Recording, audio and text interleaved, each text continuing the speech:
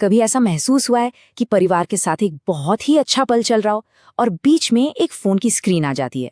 मतलब dinner table पर सब हंस खेल रहे हैं और अचानक किसी के फोन की लाइट जलती है और बस बातचीत वहीं रुक जाती है।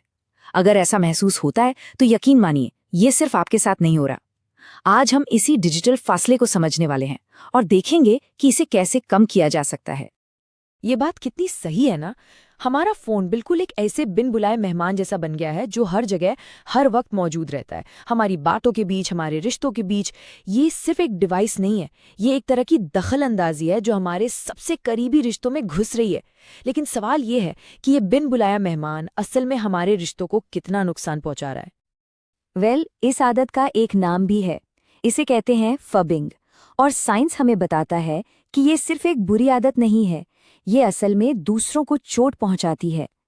जब कोई हमें इग्नोर करके अपने फोन में देखने लगता है तो हमारा दिमाग इसे एक तरह के सोशल रिजेक्शन की तरह लेता है। इससे हमें सच में इमोशनली बुरा लगता है। ये बिना कुछ कहे एक मैसेज देता है कि तुमसे ज्यादा जरूरी मेरा फोन है। तो सवाल उठता है कि हम ऐसा करते ही क्यों हैं? क्या हमारी विल पावर कम है? नहीं, असल में ये सिर्फ इच्छा शक्ति की कमी नहीं है। हमारे फोन और ऐप्स को बहुत चालाकी से डिजाइन किया गया है ताकि हम उनसे बंधे रहें। चलिए समझते हैं कि आखिर ये काम कैसे करता है। हमारे दिमाग को असल में खुशी की लत नहीं लगती, बल्कि इनाम मिलने की संभावना की लत लगती है, बिल्कुल एक स्लॉट मशीन की तरह। इस स्लाइड पर देखिए, एक तरफ है प्रिडिक्टेबल रिवॉर्ड्स, मतलब जब पता है कि क्या मिलेगा तो कोई एक्साइटमेंट नहीं। पर दूसरी तरफ है वेरिएबल रिवॉर्ड्स। आपको नहीं पता कि अगली बार स्क्रॉल करने पर क्या मिलेगा, एक लाइक, एक फनी वीडियो या कुछ भी नहीं। और यही अनिश्चितता हमें बार बार फोन उठाने पर मजबूर करती है। यह हमें एक ऐसी स्टेट में रखती है जहां हमारा ध्यान हमेशा बटा रहता है। ठीक है, तो ये तो हुई दिमाग की बात कि ये सब काम कैसे करता है। लेकिन अब देखते हैं कि इस डिजिटल भटकाव का हमारी असल जिंदगी पर, हमारे परिवारों पर क्या असर पड़ रहा है। जरा इस नंबर को देखिए, 86%। इसका मतलब ये है कि फबिंग इतना ज्यादा कॉमन हो गया है कि ये लगभग नॉर्मल लगने लगा है। लेकिन किसी चीज का नॉर्मल हो जाना ये साबित नहीं करता कि वो नुकसानदायक नहीं है। हर बार जब हम ऐसा करते हैं, हम अनजाने में अपने रिश्तों की नींव को थोड़ा और कमजोर कर देते हैं। ये वाला पॉइंट बहुत जरूरी है, खासकर उन परिवारों के लिए जहां छोटे बच्चे हैं। देखिए, बच्चे इंटरैक्शन से सीखते हैं। बच्चा मुस्कुराता है तो पेरेंट्स भी वापस मुस्कुराते हैं। लेकिन जब एक पेरेंट का ध्यान फोन की स्क्रीन पर होता है तो उनका चेहरा भावहीन यानी स्टिल फेस हो जाता है। ये एक छोटे बच्चे के लिए बहुत कंफ्यूजिंग और परेशान करने वाली बात हो सकती है।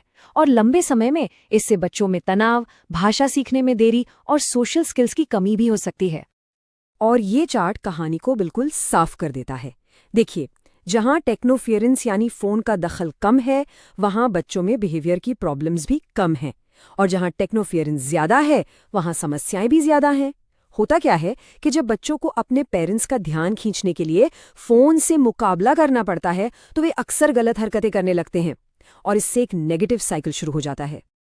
और ये सिर्फ बच्चों की बात नहीं है, हमारे रोमांटिक रिश्तों पर भी इसका बहुत गहरा असर पड़ता है। जब आपका पार्टनर आपसे कुछ कह रहा हो और आप बस एक नोटिफिकेशन देखने के लिए फोन उठा लें, तो ये एक माइक्रो रिजेक्शन जैसा है।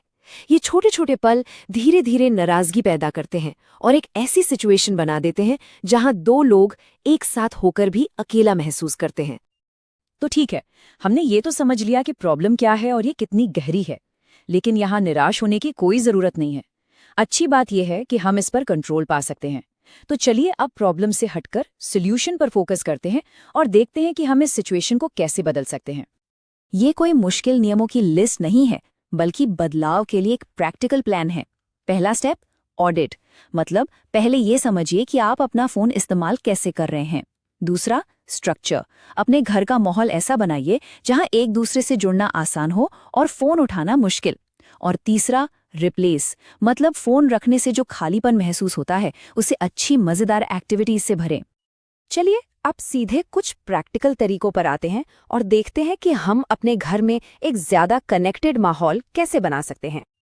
इनको आप बातचीत के लिए सेफ जोन की तरह समझ सकते हैं। जैसे डिनर टेबल सिर्फ खाने के लिए नहीं, बात करने के लिए है। बेडरूम आराम के लिए है, न कि देर रात तक स्क्रोलिंग के लिए। और हाँ, कार, छोटी मोटी ट्रिप्स पर भी एक दूसरे से जुड़ने का ये एक बेहतरीन मौका हो सकता है। ये शायद सबसे असरदार तरीकों में से एक है। घर में एक कॉमन जगह तय कर लीजिए, जैसे किचन का काउंटर, जहां सबके फोन चार्ज होंगे या रखे जाएंगे। इससे होता यह है कि जब फोन आपकी जेब में नहीं होता तो उसे बिना सोचे समझे उठाने की आदत अपने आप कम हो जाती है। ये एक छोटा सा बदलाव है, लेकिन इसका असर बहुत बड़ा होता है। तो बात ये है कि जैसे हम नो फोन जगह बना रहे हैं, वैसे ही नो फोन समय बनाना भी जरूरी है। जैसे सोने से 1 घंटा पहले स्क्रीन को बिल्कुल बंद कर देना, या सुबह की शुरुआत फोन से नहीं बल्कि परिवार के साथ करना। ये वो कीमती पल हैं जिन्हें हमें टेक्नोलॉजी से बचाना ही होगा। इतनी सब बातें जानने के बाद सबसे बड़ा सवाल यही आता है कि ठीक है, पर शुरू कहाँ से करें? इसका जवाब है छोटे छोटे कदमों से, जो हम आज और अभी ले सकते हैं। बदलाव की एक गति बनाने के लिए हमें बस कुछ आसान कामों से शुरुआत करनी है। तो ये सवाल हम सबके लिए है जो वाकई में एक बदलाव लाना चाहते हैं। किसी बड़ी प्लानिंग की जरूरत नहीं है, बस एक छोटा सा कदम जो आज रात ही उठाया जा सकता है। यहाँ 2 बहुत ही आसान लेकिन पावरफुल काम है। पहला, बेडरूम को सिर्फ सोने और आराम की जगह बनाइए, फोन फ्री जोन। और दूसरा, आज रात डिनर के वक्त फोन को दूर रखकर सिर्फ एक दूसरे की बात सुनिए, बिना किसी रुकावट के। देखिए कैसा महसूस होता है। ये छोटा सा एक्सपेरिमेंट बहुत कुछ सिखा सकता है। आखिर में हमारा मकसद टेक्नोलॉजी का दुश्मन बनना नहीं है, बल्कि कनेक्शन को प्राथमिकता देना है। बात फोन को फेंकने की नहीं है, बल्कि उसे उसकी सही जगह पर रखने की है, ताकि हम उन लोगों पर ध्यान दे सकें जो हमारे ठीक सामने बैठे हैं। तो चलिए एक साथ स्क्रॉल करने के बजाय एक दूसरे से फिर से जुड़ना शुरू करते हैं।